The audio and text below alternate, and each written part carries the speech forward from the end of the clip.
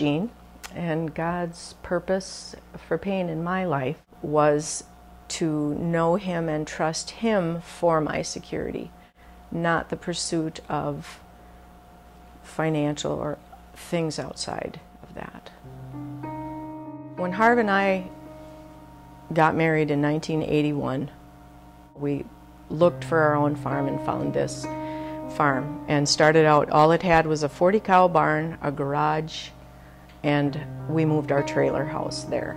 In 1991, we merged with his brother and we grew the farm from the 40 cows to 200 and 400 and 600.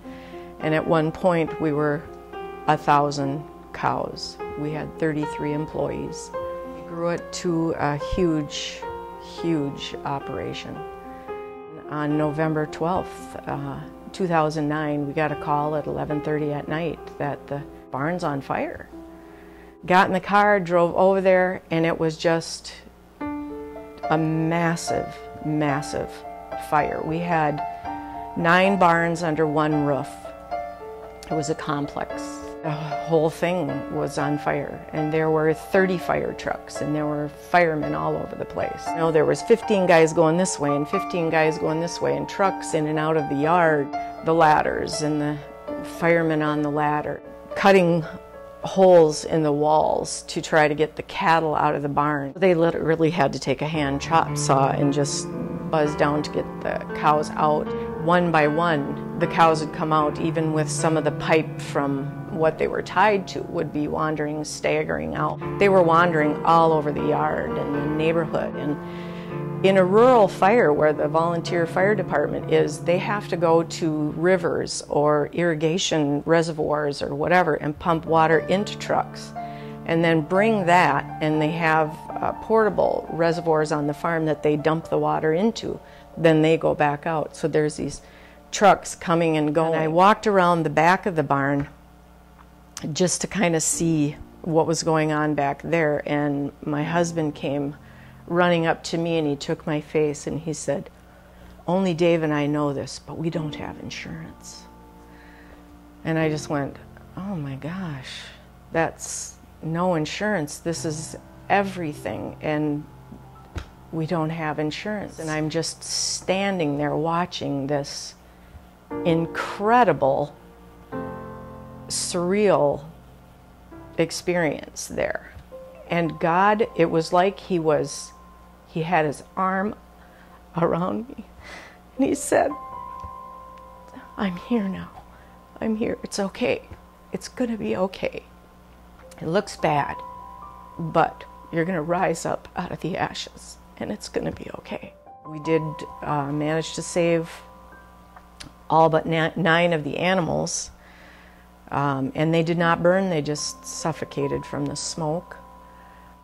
And then all at once, family started coming, neighbors started coming, church people started coming.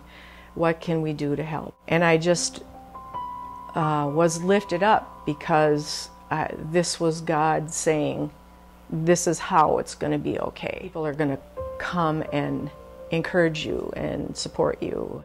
This is how I'm going to show you and everybody involved here how God works in these tragic situations. So from that day forward, for 2 solid weeks, we had people every day, all day long, from 6 o'clock in the morning, bringing food. My family was at my house taking care of my home because I spent most of my time over there. The support was there, and all of our needs were met. The laundry was done, the beds were made, and people came and went and stayed with us and left. We fed between 22 and 40 men at noon, and we always had plenty of food and leftovers and coffee time and cakes and cookies and things. The food flowed. The hugs, and even people we didn't know would come and hug us and cry with us. So many farmers that experienced fires that we had never known. And somehow inside of me, I felt like God was speaking directly to me about how everything else can be lost, but this is a new life. This is a new beginning. This is an assurance from Him that He's going to take care of us. Another thing that was so awesome for me is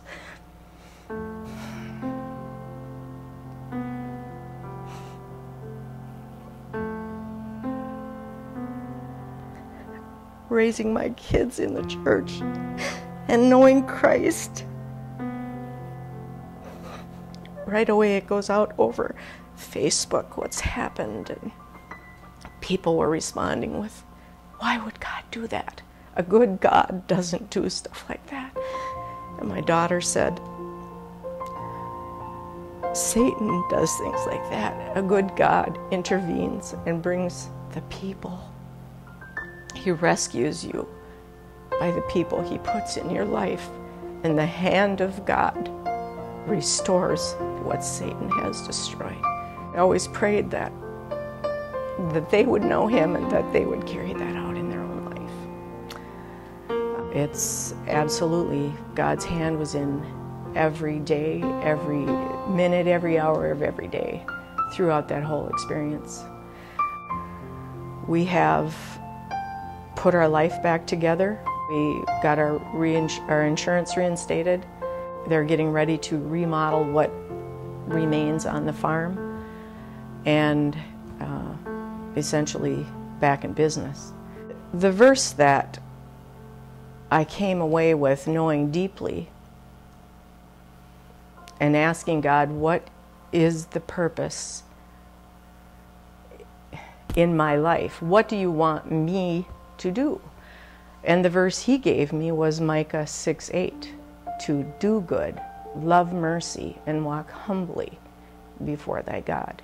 Part of being humble is accepting what other people have to give and how other people want to show love in return.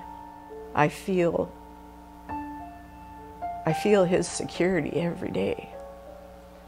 I feel His direction and guidance every day in my life now. Harv and I, too, before the fire, didn't pray every day, and we pray every day now. What we had built in our entire life literally goes up in smoke. What I did learn with the peace that I had about all of this collapsing was you can lose everything and still be okay as long as you know God. You know your purpose for life is for Him, and He's going to take care of you. He's there, and He's going to provide the resources that you're going to need to live. And I'm completely comfortable with that.